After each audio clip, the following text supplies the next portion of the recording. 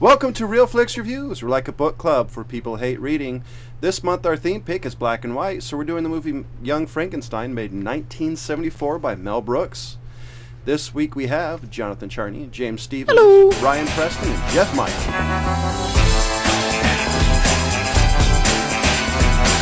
So, which one of you had a description for this movie?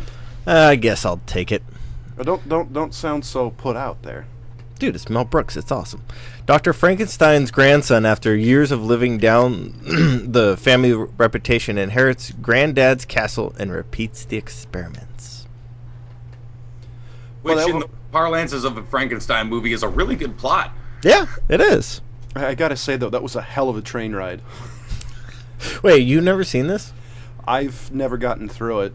Right. You've never gotten through it? Really? No. That was my thing. I had never gotten through it either. How the hell have you guys never gotten through this? I always found it boring as a kid, It was, honestly. yeah. You know Wow. what? I was gonna. Oh, okay. Well, yeah, that breaks my heart, you guys. But I love... No, I was even gonna bring up eventually that this movie wasn't even like the studio was pissed this movie was gonna be in black and white because they had been doing color movies for 20 years. Yeah. And nothing was made in black and white anymore, and it was just a choice by the director. Therefore, Brooks. I mean, it still had the pacing of a 20th century, you know, like it was paced the way like modern day 70s movies were, and not the way the black and white movies were. I think that so they it didn't even have the same kind of slow nature that most black and white movies do. The thing I actually, that's one of the things I liked about it. I guess Mel Brooks took it to a different studio, and they're like, okay. See, I don't know how you guys haven't watched this. I mean, it's got Gene Wilder, Madeline Kahn, Cloris Leachman, the Boyle guy. That was the one thing Well, I... yeah, Peter Boyle, Marty Kenneth Feldman. Mars. I mean, just some of the best comedians ever. I always forget that Peter Boyle and Cloris Leachman, I always forget they're in this movie. Frau what I can't- You know, Yeah, I blue- think the fact you were saying earlier about the black and white, I think that if they did it in color, it would have felt too corny to me. It would have Yeah, it felt would have been way too cheesy. This one it actually, actually the made it serious better. moments played Yeah. seriously, and Yeah. played comedy. Yeah. I agree with you. It made it better, and plus, this is a story that's been around forever. right. You know, the Frankenstein story. It's not the actual telling of Mary Shelley's book, They, but they you know, mentioned it in the movie. They still have nightmares from 5 times before. yeah, Yeah, Also, exactly. what I did see was they used the original lab equipment from Frankenstein. Yes, they did. In Right, this yeah, film. that was the original set. Yeah, Yeah. yeah. The amazing thing is, according to IMDb, that the guy just had the equipment in in his garage, apparently just sitting there rotting The original away. prop master, so he just kind of hung on to all the stuff. And it was the 30s, you know, probably when he made the thing. So who Yeah, cared if he took the shit home? I Wouldn't know that be the great sound to guy. get your hands on now? I know the sound guy from Johnny Carson's old show, and he still has a bunch of his equipment too from the See? Johnny Carson show. See, the only thing, if that was me, if I was the prop master, I would have totally had that set up in the garage. You know, Halloween. yeah. Halloween, I would have opened the door. You know, kids walk by. Bzzz, Yeah, I would have totally definitely. screwed with kids. So okay, You okay. get more adults over there than kids. So I got a couple questions for you guys, since obviously Ryan and I have seen this movie. Countless times. Yeah, enough to make up for you two faulting. Ouch. Yeah, exactly. Anyway, I want to hear what you guys actually think. I mean, Jeff seems to be almost disgusted that we had him watch this one, so let's hear what Jeff's opinion is. Well, I really, really wanted to get into this. It took me, I want to say 3 or 4 times to actually sit down and get into this. I don't know why. For watching it this time? Well, Yeah, he kept getting up. I don't know Smoke. if 10 minutes later, I've got to smoke. Right? 20 minutes later, I've got to smoke. I gotta It's like, have are you another out yet? cigarette. Yeah. Yeah. It's like a The- bad movie. It was just, I don't know. Maybe it's out of date for me. Maybe I didn't give it a fair chance. I'm not a big Mel Brooks fan. I was gonna ask if you Yeah. liked any Mel Brooks movies. I They're mean, two. How many have you seen? Which ones have you seen? Is I've what I'm seen curious. pretty much 90%. Blazing Saddles? Yes. You don't like Blazing Saddles? Well, you're gonna have It's to watch the Blazing comedy. Saddles again. Well, here, let me explain why I don't like Mel Brooks. It's because it's like expected. You already know what's going to happen. There's no surprise to the comedy. There's no punchline that gets you. But to hold on. because I it's all want like to answer that real quick. Okay, go Because ahead. here was my question. I was wondering. I was talking to Jeff about this yesterday. My thought was, his comedy is so copied. You know, the basic idea, people start copying so much that by today's standards, it's played out. is one of the reasons maybe it's kind of lost some of its magic. And for a while, anytime you're on TV, there was a Mel Brooks movie, heavily edited. But I will actually give you that, because I was going to mention the fact that I know Jeff is a Will Ferrell fan.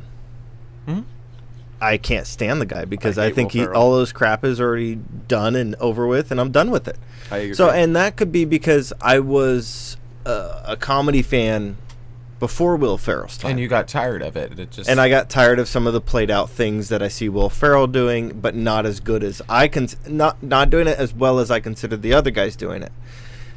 So maybe you getting into it later and not getting so much played out by the old SNL guys and some of the cornier things like Attack of the Killed Tomatoes movies like that, Right. and then the Mel Brooks comedies. I don't think So I maybe gave that's it a why. chance, to tell you the truth. For some reason, I was just not able to I wanted to give it a chance, and as I'm sitting there watching it, I'm going, no, this is what's going to happen next. There was no Surprise? It's not like I was looking for a surprise. I knew the story. See, I was gonna say, yeah, it's a really simple plot, Right. but it's that's not where the comedy is in the plot turns. It's in the just in the moments. See, Right. hold on. I disagree with you there, Ryan. I think the comedy is in the subtleness, the background, the delivery of the lines. Well, that's what Mel Brooks does great. Is it's everything else. In this one, there's so much comedy juxtaposed with really, really, truly great performances. Yeah, I mean, and Artie Feldman's the only one that's kind of breaking the fourth wall, doing these really goofy things. But Gene Wilder, I mean, he's kind of nailing this. The scene when he was in the lab doing the whole reanimation thing, you should have won a fucking Oscar for that scene. yeah, and then there's hold on. What I'm talking about is the background stuff. I mean, when when Igor is picking out the brain and he goes into the Igor. Right. whatever Igor, yeah. Igor. Anyway, he goes in there and there's a slot abnormal in the brain. door. No, there's a slot Right, yeah, in the brain door slide late night. heads, all those little things. Put the brain in here Oh, type yeah, thing. yeah. That type of thing is what I look for in there. And then there's other things. I can't think of the cop's name. You looked it up. I got something else on my That phone. weird I don't guy, wanna- what was up yeah, with the Robo arm. And I mean, he's like, I didn't do that. killing Kenneth me. Lawrence. God, I Stop love beating that. up my equipment. And he's putting the darts in his arm, his wooden Yeah. arm, and then goes up and sticks him in there. There's little things like that, and then you see later, like Just when he was lighting the cigar with his hand and then putting it down. I mean, that was such genius acting. Was it Inspector? yeah, Kemp. Inspector Inspector something. Kemp.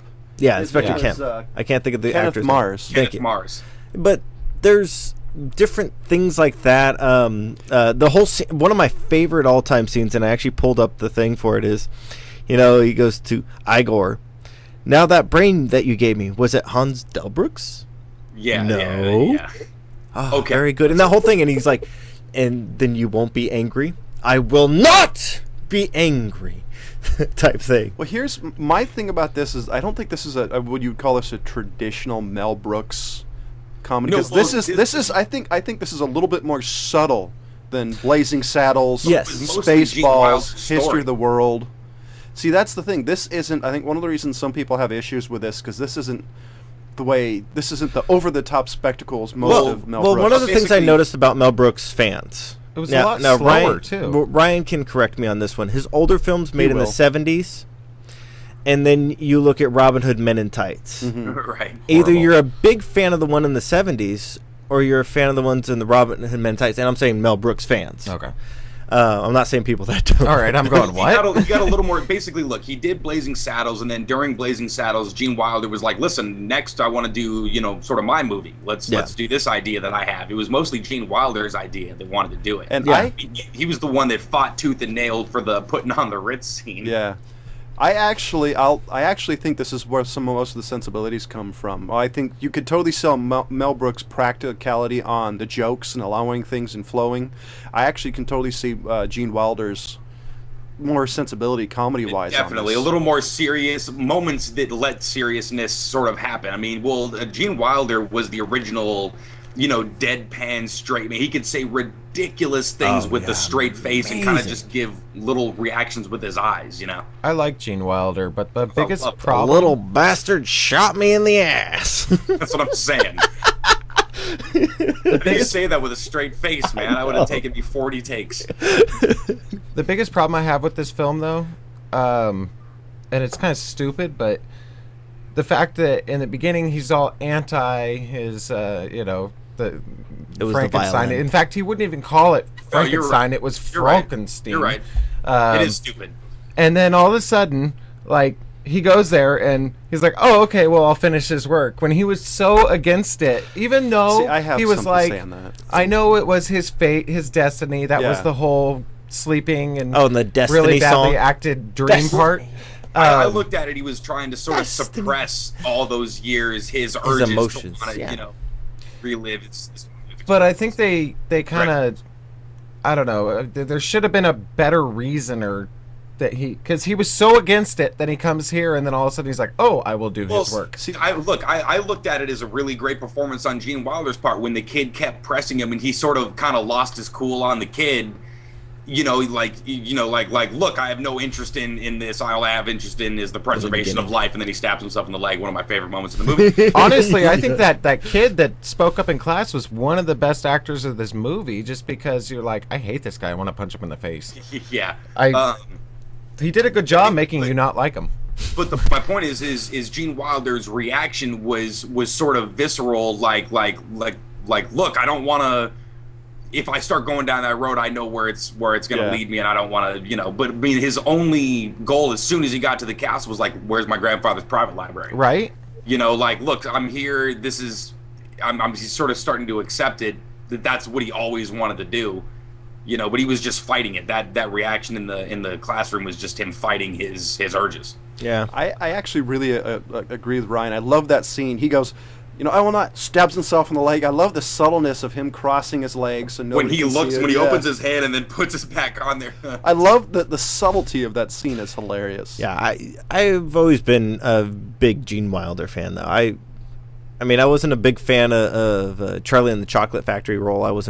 That wasn't my big thing. He's been kind of typecast. No, hold on. Hey, shush. I know that's. No, I didn't think that was his greatest role. I always thought his other roles were that were really good that I enjoyed were Young Frankenstein, Bill from the Waco Kid. See, I think Gene Wilder played and Willy Wonka was a greater creepy character. Yes, I think his role was way better than Johnny Depp's, and I will always be a bigger fan of Charlie and the Chocolate Factory than Willy Wonka. Well, he's the original Wonka too. So. I mean, you can't really. They kind of typecasted him as that. I don't know. I don't know. I think he broke out of it into the comedy scene. One was Charlie and the Chocolate Factory. I think that was 60s, early 70s. Yeah, but every time he goes into a rant or something in one of his acts, it just reminds me of that scene when he's in the ship in the tunnel and he's sitting here saying how everything's getting darker and yada yada. It's like the same act. Willy Wonka. See, here's the thing. I don't think, and this is my personal opinion because I absolutely love Gene Wilder. I don't know if it's possible to typecast a guy. 71. Who is just? I think that's more his style of comedy. If you look any of the stuff he did with Pryor, is different than this one. Is different than. See, I just think he just likes comedies. I think that the thing about this one that was different is you had some tremendous, amazingly acted moments followed by really bad, very wacky, odd moments, and like Peter Boyle doing the dancing scene. Yeah. But Gene Wilder's mostly reacting to the goofy stuff that's going on around him. He's always the one to sort of notice and kind of just react with his eyes. I think which comedy comes from that, but it's him being a straight man, No, I do like Gene Wilder. I think that was one of the reasons it might have been hard for me. I definitely going to watch this again, but I was not used to the way this movie is paced. I think if I watch it again, I'll find it more amusing because it's serious. Hump moves, wasn't it over there? But there are jokes in every single moment. Yes. I mean, that's why I think when me and James watched this movie, we're watching much different things than most people. Just because we're paying attention to all the subtle things that you don't see the first time. See, I think this is. I actually think this is a case of. I don't know what to call it, but there's been movies that now I really like, but the first time I watched it, I couldn't stand. There were movies like the first time I ever watched Mr. and Mrs. Smith. I was like, this movie's a piece of dog shit, and I watched it again, and I was like, I can't believe I didn't like this movie. That's one I need to at least watch 2 more times if I'm ever going to say anything else. For me, it was the movie Jackal. with Bruce Willis. I like When- Jackal. When I Oh, I first like saw that it, movie. because I literally He likes saw the it like gay. I saw it literally Well, like that guy's opening horrible. weekend, Fucking, and I didn't like it. And I've seen it, what's you his know, name? Richard Gere's really sort Yeah. of offensive Irish accent. yeah. Oh God! You know, yeah. and I saw it a couple of times after it was out in the, you know, when it was done being in theaters. Like, oh, this is a better movie than I thought. So I think for me, I'll like this movie more if I definitely give it. I don't know. another The couple ending times. always sucked in Jackal, though. Well, yeah, That's what I agree with you. Only because for some reason when I came over the other day to watch it, it was, I think maybe because I had other things going on that day, but I just didn't give it the time. It was almost like I was like, all right, I'm just watching it to watch it. See, I think that might be a good thing. Yeah, if you have your minds on any other thing, like when I was watching this movie, I actually had other shit to do, but I'd seen this movie you know, like I guess again countless times. I had a bunch of things to do after I was going to watch this movie, and I was actually trying to hurry it up. So I'm Yeah. sitting there looking for parts that I might be able to just kind of skip ahead a little bit. But then every time I was reaching to skip the movie ahead, I was like, oh wait, no, this scene's coming up. I got to watch this scene. And then, oh wait, this scene's coming up. I got to watch this one. I did that And for you the watched whole the movie. movie for 3 hours. Right. Well, I need to go back and give it another chance. I mean, I just... Well, you know, honestly, it was slow. It's one of those, like I said in the beginning of what I was talking about, is that, I mean, you came in with different comedy styles that have been developed from these guys, like Will Ferrell. Who's the But see, skinny here's where jerk off I guy? disagree with you Rob on that. Schneider. But I didn't grow... that's not what I But I mean, like, normally I know, but Are I'm we saying even allowed that's to what you bring got Rob into. Schneider on this fucking No. show? Can we make a ruling on this? No. Do what? I carry the motion. Nope. Second, For what? Rob Schneider jokes. Oh. I was going to say, to get back to talking about it, the scenes, the one scene that I always wondered, like, I know it was comedy, but the scene where they're kind of walking the corpse home, you know, and the arm pops off. It's that's my favorite. my first thought was, yeah, nothing to see here. I'm just walking my corpse home, and it had to smell. Well, you know, you don't know what he's got underneath that tarp. I love nip off the old bottle if wouldn't do too bad either.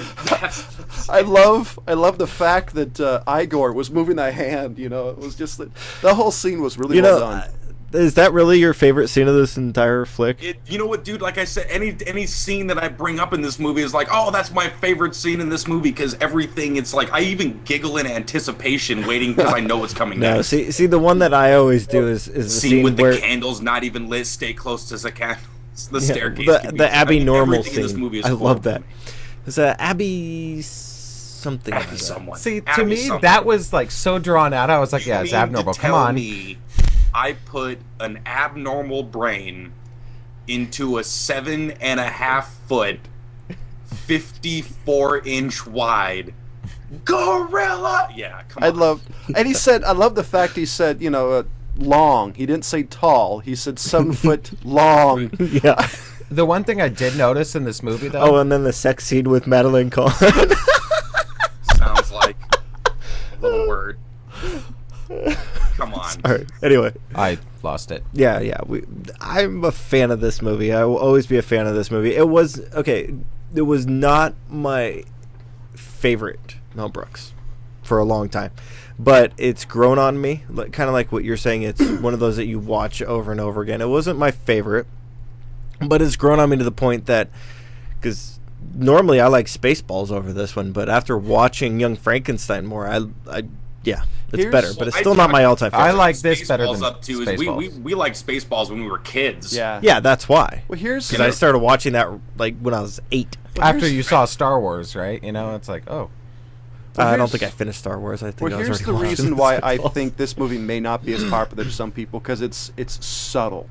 When it comes to, it's like if you take History of the World versus this movie, or even Blazing Saddles, the comedy in this movie is subtle. It's not in your face, you know. And I think that's one of the reasons maybe it doesn't get a lot of play by people who don't like Mel Brooks. They'll say, "Oh, I like this movie instead." There's really odd comedy moments in it. Like you said, a lot of the little moments are subtle. Yeah. Like the what was it? Oh God, was it the Igor with his hump moving? Right. Like Well, nobody that's knew. a classic Mel Brooks joke. Well, I mean, the funny same thing thing- with I the love Walk This that. Way. Well, according to IMDb, nobody realized he was doing it until apparently they watched the dailies and they kept the gag in there. So according to that, they would do a scene, next scene he'd shift it over, so the next scene he'd shift over it again. Apparently nobody realized he was doing that. I would have been doing Wasn't it. your mole on the other side? Yeah. I have a mole? Yeah, I like the scene where he's like, not to be inappropriate, but I could fix that hump, and he's like, I'm a really hump? brilliant surgeon. I could fix that Right? hump. He's like, what are you What? talking about? Actually, I have to say my favorite scene, or probably my second favorite scene, is please help me with luggage. He grabs his fiance. You take the other one. Yeah. It's just like, wow, there's something you could not get away with now. Well, you could. It just wouldn't be as subtle. You'd have women marching in high heels and pitchforks, You did in this movie. Nice. yeah. pretty much. A riot is an ugly thing. But once you get one started, there's That was the other thing about the film that I was like, what? Because remember, he was doing his little. So he would have been fine had he not screwed up the light went off, and that's what did it. But he didn't overreact. The crowd was instantly like, "Kill him!" It was like he screwed up that act. We're gonna kill him. Well, see, Not he- like yeah, he's- exactly. he That's- didn't hurt anybody. See, now that I think about it, I think that was the subtlety of it. Because if you actually pay attention, it talked about how generations before had been in fear. Right. So what it 5 was times is four. it was were referring to the 5 movies Yeah. that were made of Frankenstein. Yeah. it was Right. So I'm assuming by saying that was their ingrained fear of Frankenstein's monster that made them react. It just made me feel like back then the general perception was ignorance. Yeah. Yeah. Back then. Yeah. What this is? You guys are wrong. I'm sorry. We wouldn't be alive today if we were that fucking stupid back then. Come on. Well, Wait, going on. Repeat that? Actually, never mind. So here's my question, Ryan. What did you give this movie? Oh shit, 5. 5? This will never rank any lower in my head. This has more accolades than just one of the best comedies. I mean, number of different sources cite Gene Wilder's performance as one of the top 50 performances ever given. I'll give that. I mean, This is like a has comfort film for you. Really huh? serious accolades to go along with it, along with just being one of the funniest movies I've ever seen. I actually just wanted to see the Broadway play.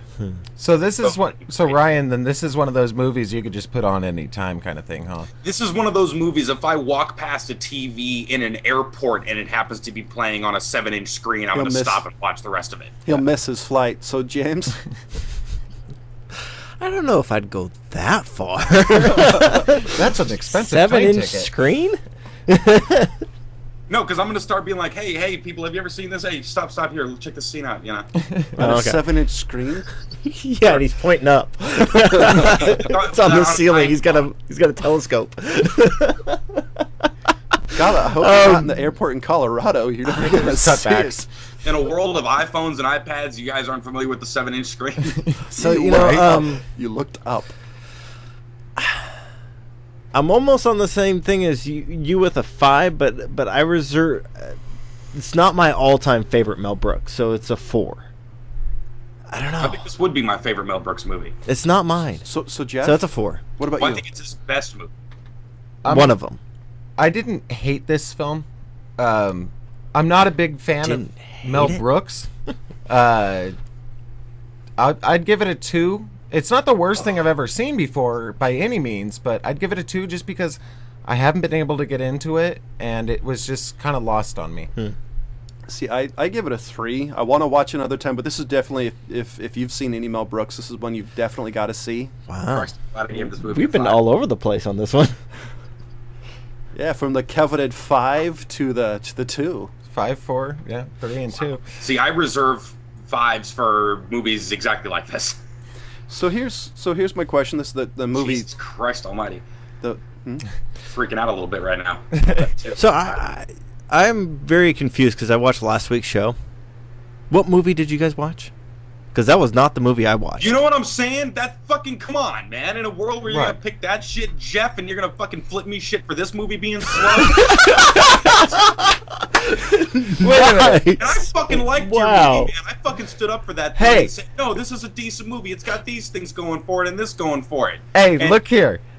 Whenever I was excited to have your pick because I think we're more on the same lines of movies here. I'm just not a Mel Brooks fan. I was going to say, I feel like you should say, no below the belt when go. These guys are going to jump up your ass for it, and then you're going to just cut my head off when it comes to Mel Brooks. I did not cut your head off, sir. No. I simply gave you some sort of chloroform and would let you go to sleep slowly.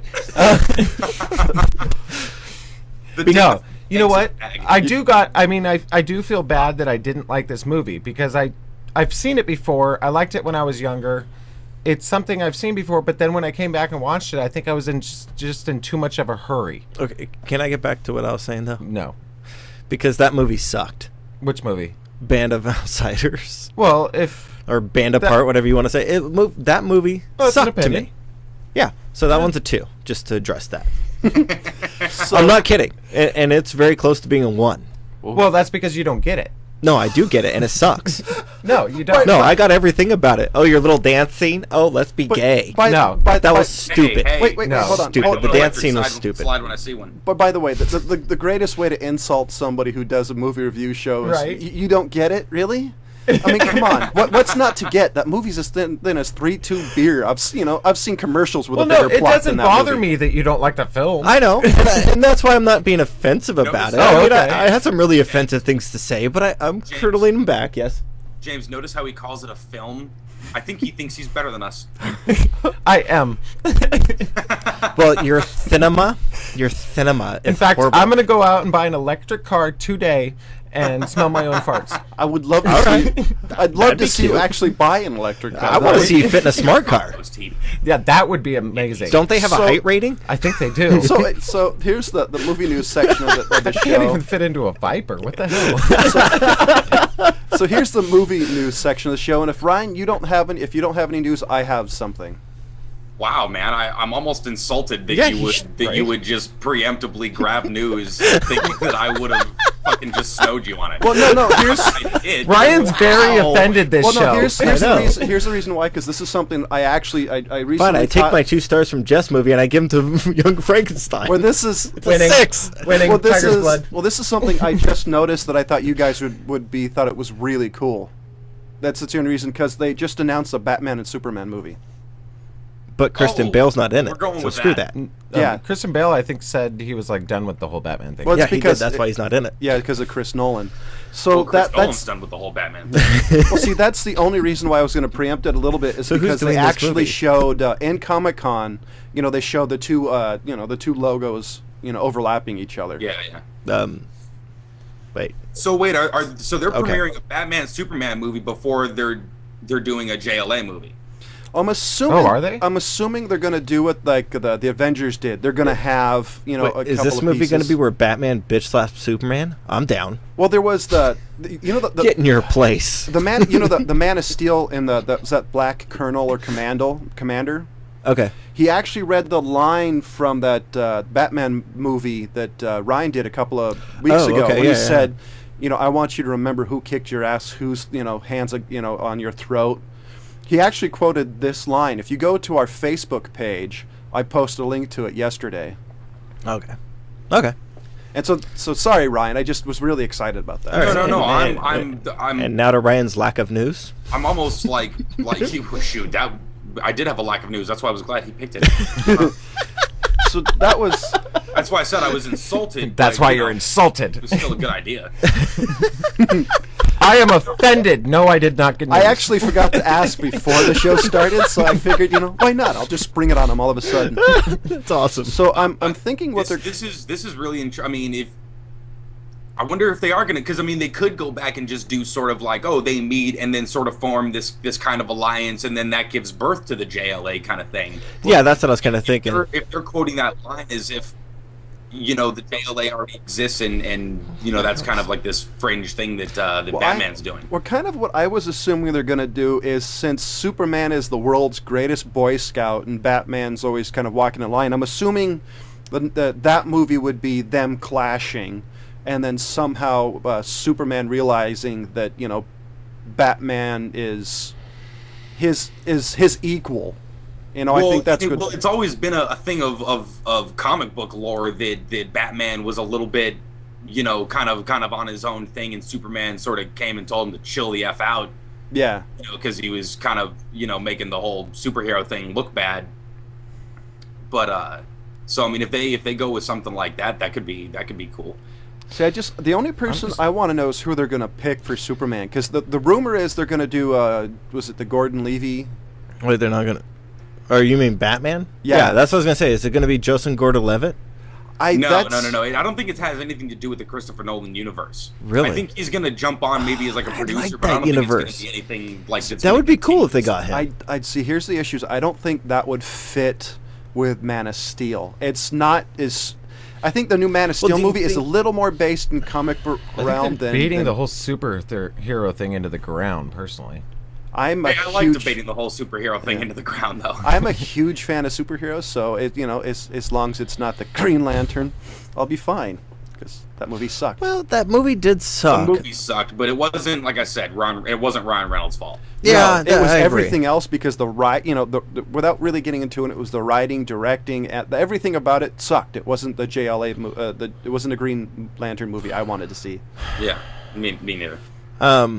I don't know. I choice for a superhero to play. I would really like to see Joseph Gordon-Levitt show up for this one and be in Batman. I think he's like just big enough. Do you think he has the right I don't think he's presence? big enough. But I mean, I don't think they're going to choose him just because I don't think they want to have anything to do with the Nolan universe. Well, hold on. They're rebooting the universe in general. Well, what other option do they have? Don't show Bruce Wayne's face, or don't show the mask off of Batman. Well, they're just going to pick somebody else the same way they just pick some random Brit for Superman. Well, here's the rumor I've heard, and I don't know if it's true. I heard what they're going to do is they're not going to start over. What they're going to do is they're just going to do a Batman universe, basically throw you into who's ever going to do it. Which would be fine, because you don't have to do a whole another Batman Begins origin story thing. People are 75 years, almost 100 years into the origins of Batman. We know. But isn't that the crap they pulled back in the 90s with Batman? Well, yeah. And you see the crap that came out of that one? Batman, it just jumped right into him being Batman. Well, I think the only way you're going to be... I don't like it. See, I mean, that's why we got like 6 Batmans. We'll see. I think Val Kilmer, really? Well, the thing is, I think I read an article a while ago stating how Hollywood's biggest problem is they can't embrace the geek culture.